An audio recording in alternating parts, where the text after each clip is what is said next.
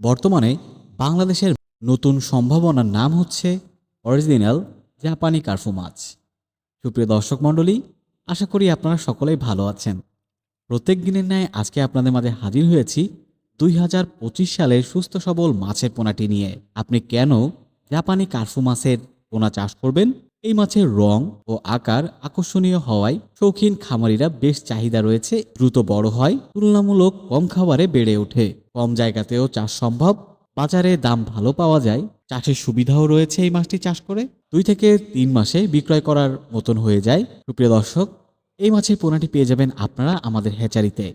আমরা নিজস্ব হ্যাচারিতে মাছের পোনাগুলো কিন্তু উৎপাদন করি। সর্বোপরি দীর্ঘদিন যাবৎ আমরা মাছের পোনা নিয়ে কাজ করছি। সকল প্রকার চাষযোগ্য মাছের পোনা পেয়ে যাবেন আপনারা আমাদের কাছে। তাই দেরি না করে আজই কিন্তু আমাদের স্ক্রিনে দেওয়া নাম্বারে যোগাযোগ করতে পারেন।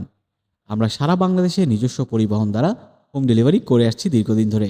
তাই নির্দ্বিধায় আমাদের কাছ থেকে সুস্থ সবল মাছের পোনা সংগ্রহ করতে পারেন।